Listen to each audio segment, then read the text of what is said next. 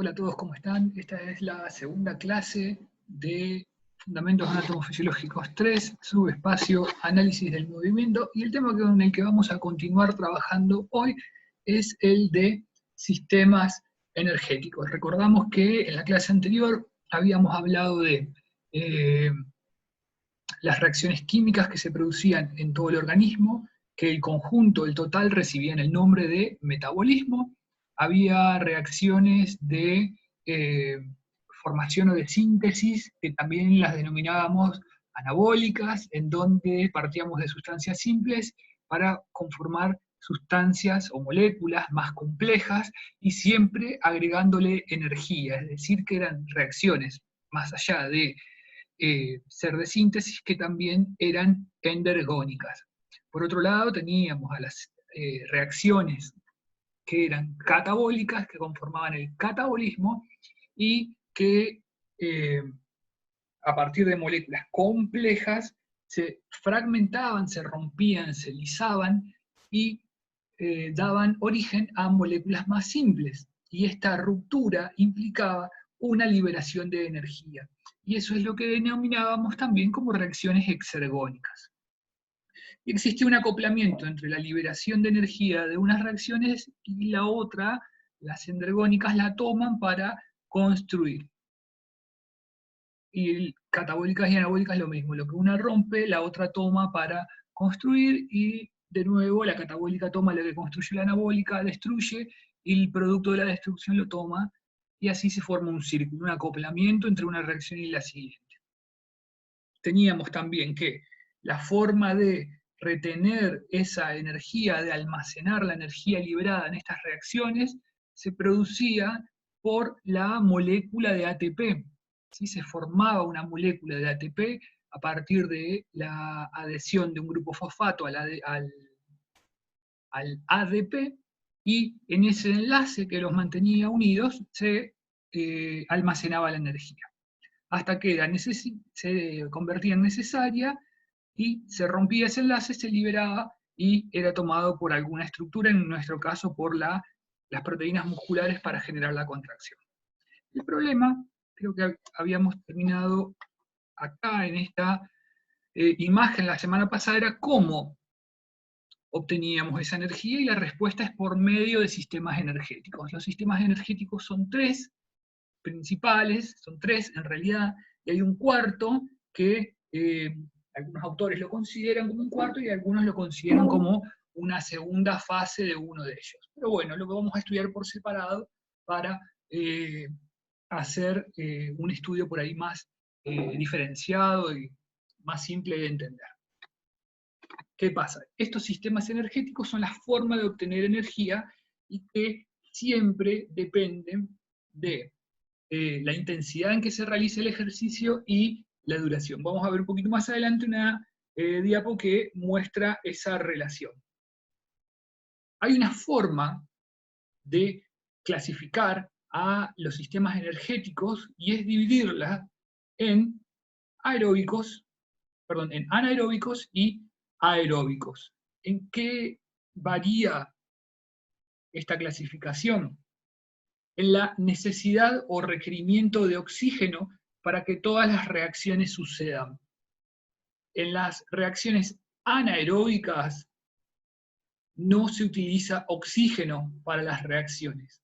¿Sí? Puede haber o no puede haber oxígeno, le da igual, porque la reacción se realiza sin su requerimiento, sin utilizarlo. En cambio, en los sistemas aeróbicos, sí o sí se va a hacer necesaria la presencia, se va a convertir en realidad en la condición para que suceda la presencia de moléculas de oxígeno para llevarlas a cabo. Dentro de los sistemas anaeróbicos vamos a encontrar una subdivisión que es en el sistema aláctico y el sistema láctico. ¿A qué se refiere esto? Al sistema que no produce ácido láctico en sus reacciones como residuo metabólico, contra el que sí lo produce y que se denomina láctico. Entonces, si tenemos que volver a clasificar, vamos a decir que tenemos sistemas aeróbicos, es decir, que requieren la presencia de oxígeno para que las reacciones sucedan. Y tenemos los anaeróbicos que no requieren oxígeno para las reacciones. Y dentro de los anaeróbicos, de acuerdo a el producto final de la reacción, al residuo en realidad de la reacción, los vamos a clasificar como alácticos, si no produce ácido láctico, y láctico, si así lo produjese. Vamos a los nombres. Los sistemas energéticos tienen varios nombres, ¿sí? Pero siempre partir de esta clasificación para localizarse. A veces simplemente diciendo, a ver, son 3 sistemas, hay 3 categorías distintas, mencionás el nombre de la categoría y con eso ya alcanza. Si uno habla de los sistemas anaeróbicos, sí hay que diferenciar. Si uno habla del sistema aeróbico, hay que ver qué es lo que va a estar consumiendo, nada más si es hidratos, grasas o proteína, pero lo veremos en su debido momento. Dentro de los anaeróbicos, el anaeróbico aláctico es el denominado sistema de los fosfágenos, o también conocido como ATP-PC, o ATP-fosfocreatina. La jerga común, la abreviatura de fosfocreatina es PC. Así que directamente a este sistema le podemos decir ATP-PC, o ATP-fosfocreatina, pero a fines prácticos ATP. El sistema de anaeróbico láctico se denomina glucólisis rápida o directamente anaeróbico láctico, y con eso está. Me había olvidado.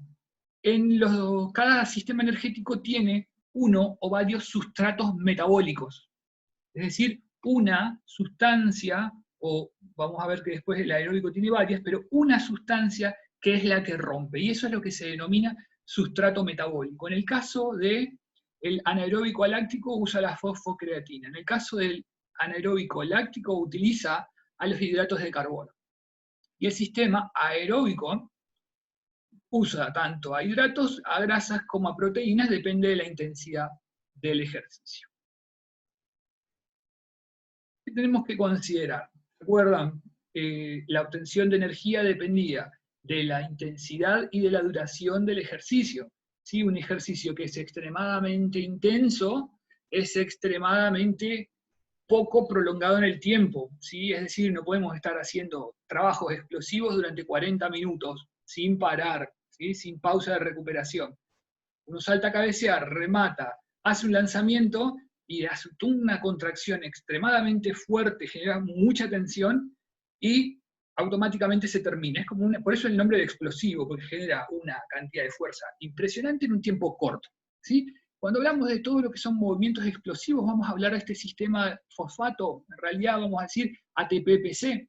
Fíjense la duración, de 8 a 10 segundos. ¿Sí? Acá es el pico máximo, acá es el punto de mayor eficiencia del trabajo. ¿Sí? Hasta acá, perdón. A partir de los 3 segundos, más o menos, también empieza en realidad esto una curva de ascenso y este sería lo óptimo. Y después empieza a decaer. Fíjense ejemplos del sistema ATP-PC o sistema de los fosfágenos, las carreras de velocidad. Pero ojo, no todas las carreras de velocidad. ¿Sí? Una carrera de 100 metros es un trabajo para el sistema de los fosfágenos.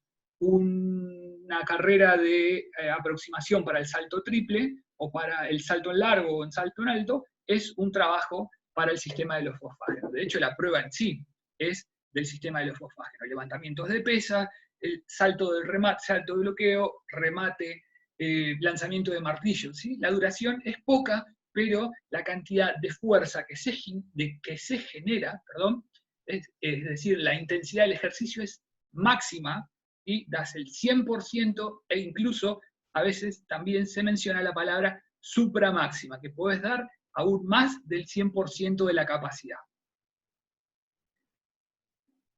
Lo veremos en detalle este sistema porque hay que ir a explicar la parte molecular. Segundo sistema, el sistema láctico, anaeróbico láctico, o la glucólisis rápida, o también se llama sistema del ácido láctico. Por ejemplo, tenemos acá el ejemplo de un nadador. Obviamente no estamos hablando de un nadador de aguas abiertas, ¿sí? Fíjense la duración que tiene, entre 1 minuto En realidad este sistema empieza a partir de los 15 segundos de trabajo, va en aumento y después empieza a disminuir y puede llegar a tener una duración mayor. Esto habla de el pico de rendimiento. Después vamos a ver más o menos 40 segundos en realidad y después decae. ¿Sí? Y la resistencia, perdón, el sistema del ácido láctico utiliza, acuérdense, glucosa. La resistencia aeróbica, fíjense, es ejercicio de maratón. La maratón tiene horas, ¿sí?, de recorrido. Carreras de cross country, carreras de todo tipo, en realidad, que llevan a triatlones, a generar una actividad que es de intensidad de media a baja, pero que es extremadamente sostenida en el tiempo. Perdón, acá en los ejemplos del ácido láctico, por ejemplo, la carrera de 400 metros, las distancias de natación, también estos 400 metros, a veces incluso con menores distancias, también son anaeróbicos, lácticos, ¿sí? Hay un par de pruebas más también. Esta es la curva que les quería mostrar. Y ningún sistema energético trabaja aisladamente, ¿sí? Y si lo hace es porque ha durado excesivamente poco el trabajo. Siempre hay uno que predomina. Fíjense estas curvas. Esto habla de la intensidad, es decir, cuánto ATP necesito para la contracción, y esto nos habla de la duración del ejercicio en el tiempo. Vamos al primero, el sistema de los fosfágenos. Fíjense, la intensidad que maneja es muy alta, pero fíjense, en el correr del tiempo decae. Incluso acá parece como que se extiende demasiado, pero no, en realidad esto se vendría hasta acá, hasta el piso, en forma abrupta. La característica que tiene el ATP-PC es que dura extremadamente poco, pero genera mucho. Entonces es decir que esta curva, si bien está trazada de esta manera, ¡pum!, se viene para abajo, de forma rápida y después continua. El segundo sistema es el sistema anaeróbico aláctico. El sistema anaeróbico aláctico empieza a trabajar cuando el sistema de ATP-PC empieza a decaer. Fíjense, y también tiene una especie de amesetamiento, un momento donde permanece constante en su función, pero después se vuelve insostenible al generar ese ácido láctico. Lo veremos más adelante. Por último, el sistema aeróbico. El sistema aeróbico es el que va a perdurar en el tiempo. Fíjense, a medida que los otros sistemas se están agotando, tanto los dos anaeróbicos, el sistema aeróbico recién está arrancando su participación. Y también después se ameseta, es decir, permanece constante algún tiempo. Repasando, tenemos este cuadrito que es bastante explicativo. El anaeróbico láctico nos habla de una duración de 7-10 segundos, perdón. El anaeróbico láctico nos habla de 30 segundos a 2 minutos.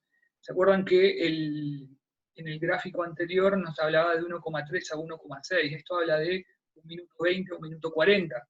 Y eso es esta etapa de acá, ¿sí?, la etapa de amesetamiento. Después empieza a disminuir. Y acá estaría los 2 minutos que está planteando acá. Hay una etapa que siempre es la óptima. Esto igual, de 7 a 10 segundos, de 7 a 10. Abajo, medimos tiempo. 7 a 10. Pero esto después continúa declinando y puede aguantar hasta 15. No en forma óptima. Después tenemos el sistema aeróbico que utiliza glucosa y el sistema aeróbico que va a utilizar lípidos, pero eso lo veremos más en detalle. Cuando usamos glucosa es porque estamos trabajando a alta intensidad.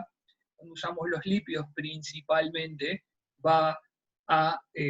son trabajos de más baja duración, perdón, de más baja intensidad y que es perdurable en el tiempo, muchas horas. A veces las actividades de la vida diaria se manejan acá, principalmente acá. Aunque uno crea que está en otro sustrato metabólico, no. Las actividades de la vida diaria, caminar, correr, fíjense, habla de la intensidad baja, ¿sí? Caminar, correr en forma recreativa, ¿sí?, ir a hacer los mandados, levantarse de la cama, las actividades de la vida diaria, incluso hasta limpiar. ¿Sí? Es algo que la intensidad aumente por alguna cuestión, pero cocinar, todas las actividades de la vida diaria tienden a estar acá abajo. Por eso también son sostenibles en el tiempo. Tenemos entonces que mencionar, de nuevo, los sustratos energéticos que utilizamos. Recordamos el concepto de sustrato energético o sustrato metabólico. ¿Sí? A mí me van a escuchar decir sustrato metabólico. Es la sustancia que se utiliza por cada sistema, que utiliza cada sistema para liberar la energía.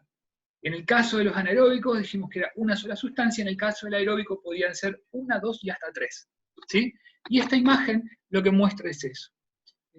Los sustratos energéticos, sustrato metabólico, usados en una hora de carrera, en función de la velocidad. Fíjense, a 10 kilómetros por hora, podemos decir la más baja de las tres, a 15 kilómetros por hora y a 20 kilómetros por hora. Fíjense que cuanto más baja la intensidad, ¿sí? La duración siempre va a ser la misma. Cuanto más baja la intensidad, lo que más se queman son ácidos grasos o lípidos. ¿Sí? A medida que va aumentando la intensidad, fíjense, la glucosa sube, sube, sube. ¿Sí? A mayor intensidad, mayor consumo de glucosa, a menor, fíjense, intensidad, lo vamos a leer de acá para atrás, mayor consumo de lípidos, que era lo que les estaba mencionando. Esto lo vamos a ver en detalle cuando veamos cada sistema en particular.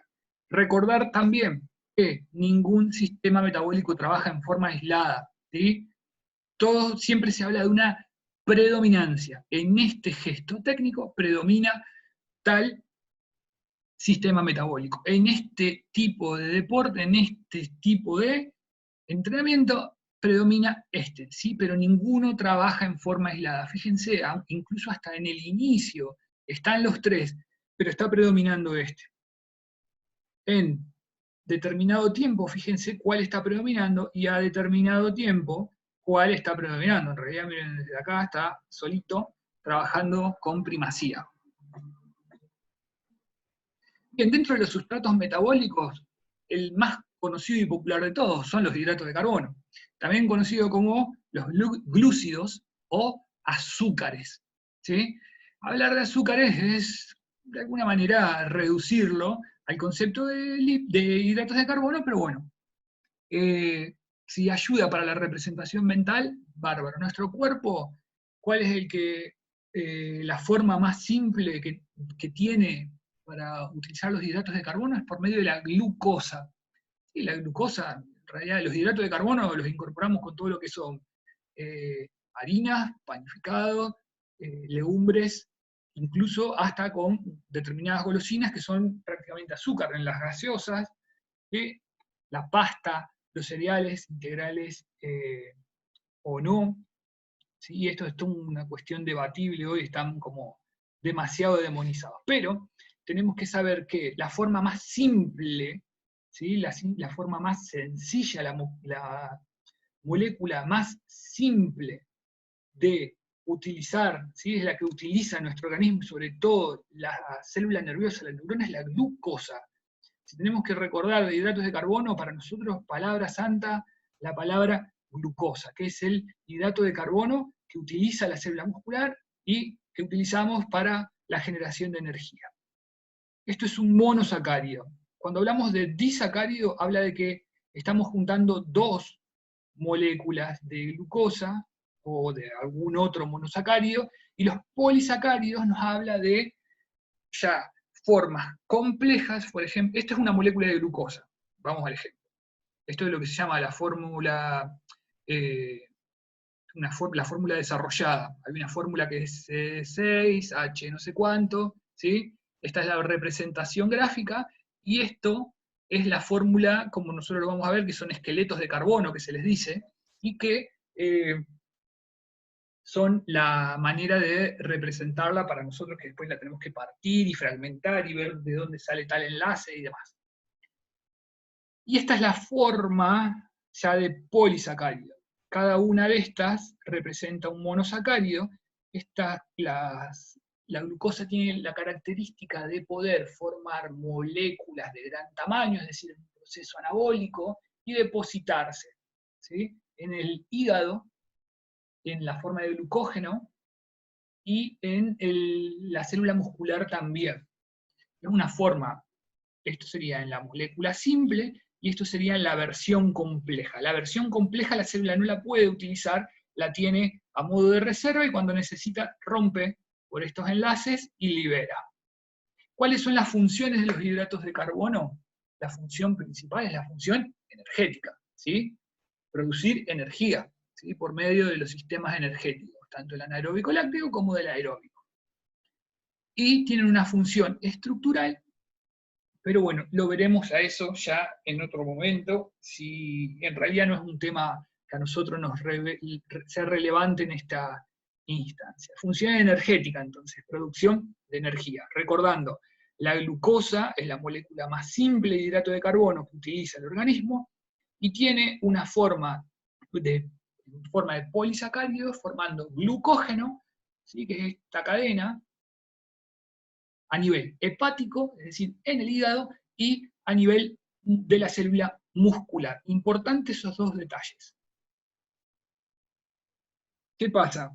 Los hidratos de carbono, tenemos estos dos lugares de reserva, pero la principal reserva de hidrato de carbono en forma de glucógeno es en el hígado.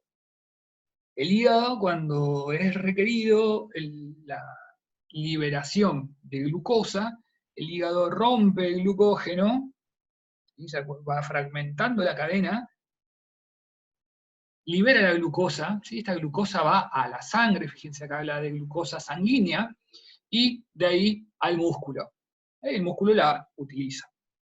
Después, los restos de todo eso, que es el ácido láctico, ya esto lo veremos en detalle, lo vuelve a tomar. Pero sí sepamos que la principal reserva de glucosa está a nivel hepático, y el mismo hígado a veces está maltratado, es el que se encarga de controlar esta reserva. En el músculo hay, pero hay bastante, mucho menos que a nivel hepático. Los lípidos también denominados grasas, o también aceites, dependiendo de cuál sea el origen. Se habla de grasas cuando son de animales, y se habla de aceites cuando son de origen vegetal.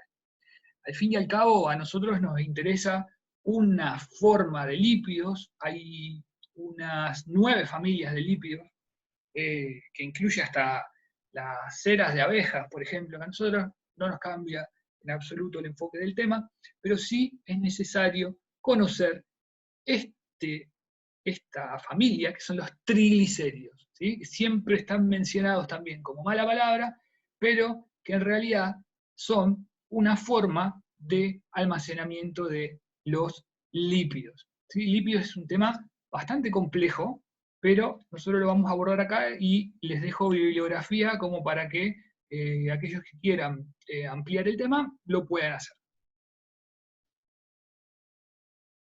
Estos triglicéridos, acuérdense, nos habla de 3, ¿sí? Y glicéridos, la parte de glice, habla de glicerol. Fíjense, tenemos una molécula de glicerol, esto después vamos a ver, porque todo esto se utiliza, verdaderamente todo esto se utiliza y se recicla. Una molécula de glicerol que tiene 3 ácidos grasos. Esto es un ácido graso, esta es la forma más simple de utilización, es la molécula la más sencilla, ¿sí? De lo que se puede llegar a romper un lípido para ser aprovechado por la célula. Después la mitocondria va a romper más todavía, y ahí ya en el proceso de liberación, pero sí o sí para entrar a la célula tiene que llegar en esta forma. Hay un montón de lípidos dando vuelta, pero hasta que no se separa el ácido graso del glicerol, no se puede utilizar en la mitocondria. Tenemos entonces la molécula de glicerol y cada uno de estos 3 ácidos grasos. Cuando está conformado esto, habla de una forma de almacenamiento de reserva, ¿sí? Cuando es necesario, se rompen estos enlaces y se liberan los ácidos grasos, por eso habla de ácido graso libre, es decir, que no está adherido al glicerol, y una vez que está libre, se lo puede utilizar para la generación de ATP. Un proceso bastante complejo, pero lo veremos, es lindo como para conocerlo. Y es el ABC también en la teoría del entrenamiento. Los lípidos tienen función, obviamente, para el almacenamiento de energía, pero también tienen otros. Por ejemplo, a nivel estructural, y también a nivel aislante. Los lípidos a nivel estructural, para que se den una idea, la membrana plasmática, ¿sí? Tema de segundo año, membrana plasmática, plasmalema, ¿sí? De cualquier célula, también seguramente lo han visto en la primaria. La membrana plasmática de la célula, contrario a lo que todo el mundo cree, tiene una buena cantidad de lípidos, ¿sí? Es una bicapa fosfolipídica. Es decir, que sin lípidos no tenemos membrana celular, ¿sí? Y están tan mal vistos también los lípidos, pero en realidad tienen muchísimas bondades, sin ellos la vida prácticamente, en realidad la vida no existiría, igual que con los hidratos de carbono, ¿sí? Función estructural, principalmente eso. Función hormonal, hay muchas hormonas, todo lo que son las hormonas sexuales, por ejemplo, son de naturaleza lipídica, ¿sí? Es necesaria cierta cantidad de tejido adiposo en el organismo para que éstas se produzcan, ¿sí? Ni siquiera para que actúen, para que se produzcan. Entre otras, hay varias más, pero bueno, principalmente eso. La testosterona, por ejemplo, sin la presencia de lípidos, no habría una buena cantidad de testosterona y no se podría anabolizar, lo mismo que con otras hormonas. Pero bueno, lo veremos en detalle en sistemas endocrinos. Y la función aislante, ¿sí? No solamente el aislante térmico, piensen sino en los animales del Ártico, que tienen las focas y demás, las ballenas, que tienen una buena capa de grasa, sino también en el cuerpo humano, ¿sí? Debajo de la piel existe una capa de grasa que impide que se pierda calor con facilidad, una capa de aislante. Y además, no solamente aislante térmico, sino aislante mecánico. Hay órganos que tienen una cobertura de tejido adiposo, ¿sí? Porque es necesario protegerlos porque son bastante flojitos. Las riñones, por ejemplo, tienen tejido adiposo, lo que se llama adiposidad perirrenal, una capa de tejido adiposo alrededor que sirve de protección, y el abdomen en sí también tiene alrededor de las vísceras una cantidad, ¿sí? Tampoco para abusar, ¿sí? Que esto no sea excusa para seguir acumulando sin culpa. Tercer sustrato metabólico, las proteínas, pero más que las proteínas, los aminoácidos. De nuevo, así como teníamos la glucosa y el glucógeno, teníamos los ácidos grasos libres y los lípidos. En el caso de las proteínas, la molécula elemental, la molécula que lo forma, y es la que se puede utilizar para la producción de energía, son los aminoácidos. Los aminoácidos son varias, son muchos, y cada cual tiene una estructura particular. Comparten determinadas características. Esto es R, nos habla de que hay una cadena de carbono para, bueno, esta es la estructura elemental, hay una parte ácida, hay una parte de lo que se llama el grupo amino, el grupo carboxilo, el grupo ácido, desde ahí es el nombre que reciben, y a veces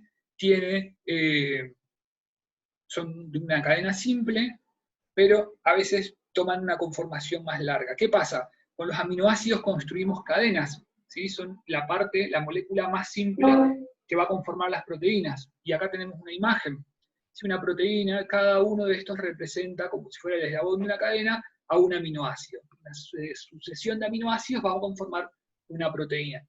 Las proteínas pueden ser lineales o en una estructura primaria, pueden tener una forma helicoidal, una forma enrollada, o una forma compleja en donde incluye varias cadenas de estas de cadenas de aminoácidos. ¿Sí? Las proteínas también pueden hablar de péptidos, se utiliza un sinónimo, pero no sería el ideal, de la palabra péptido. ¿Cuáles son las funciones de las proteínas? Fíjense, de todas las que tienen contracción estructural anticuerpos, ¿sí? Hay que agregarle, ¿sí? Tiene muchísimas bondades, principalmente a nivel estructural, en nuestro caso por la proteína muscular, pero también aportan una pequeña cantidad de energía. Vamos a volver a una imagen, fíjense acá.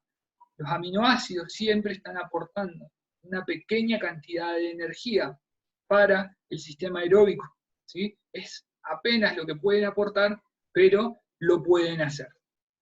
Las proteínas se empiezan a utilizar como energía en las actividades de muy larga duración y en el caso de las personas que tienen una pérdida calórica importante también, por eso un descenso de peso, no solamente por los hidratos, por la pérdida de lípidos, sino también por estructura proteica, ¿sí? pero sí tienen otra función de transporte, ¿sí? A través de la membrana plasmática, por ejemplo, función enzimática. Las enzimas son las que aceleran las reacciones químicas, que nosotros vamos a ver ahora, función hormonal. La insulina, por ejemplo, es una hormona de naturaleza proteica. Para la contracción muscular, ni hablar. La función estructural, porque también se encuentran formando parte de la membrana plasmática, entre otras. Acuérdense también proteínas a nivel de hueso. ¿Se acuerdan la red proteica sobre la que se adherían al final las moléculas de calcio? Los anticuerpos también, los anticuerpos son proteínas, y lo que les decía hoy, las proteínas de membrana que están dándole consistencia a la bicapa fosfolipídica que les decía. Arrancamos más al detalle con la fosfocreatina. ¿Sí? Este quizá sea el que menos les suene, en realidad les sonaría más por esta cuestión de la creatina, y lo del suplemento. Pero bueno, nosotros lo vamos a ver desde otro lado. ¿Sí? La fosfocreatina es de la familia de las moléculas del ATP, ¿sí? Pero no es ATP, por favor. La fosfocreatina es una especie de... es una molécula que es lo que se denomina inestable. Se forma y se rompe, se forma y se rompe. Es como las parejas estables y las parejas inestables. Bueno, en este caso la fosfocreatina tiene lo mismo. Vamos a ver, esto es una molécula de creatina, y ¿qué pasa? Si viene de fosfo, hay que agregarle un grupo fosfato, ¿sí? Y ese grupo fosfato también, fíjense, acá se adheriría el grupo fosfato, y si agregamos un grupo fosfato, ¿se acuerdan que había un enlace de alta energía? Todo esto, en realidad el conjunto es la fosfocreatina, el grupo fosfato, la creatina. La abreviatura es P mayúscula, C minúscula, por si lo quieren tener ahí. ¿Y qué pasa? Cuando se separa este grupo fosfato, tenemos ese enlace que lo utilizamos para formar el ATP. ¿Sí? En este caso, para la creatina se rompe, perdón, la fosfocreatina se rompe, y lo que se rompe sirve para formar ATP, y así como se rompe la fosfocreatina en tiempo récord, también se puede volver a formar, ¿sí? Se rompe, libera, tiene poquita energía, pero la puede liberar en forma muy rápida, y automáticamente, bueno, en realidad con un par de segundos ya vuelve a reconvertirse, o sea, es separar esta parte del resto, lo separa, lo vuelve a adherir, lo separa, lo vuelve a adherir, y bueno, con eso tiene una rápida capacidad de recuperación.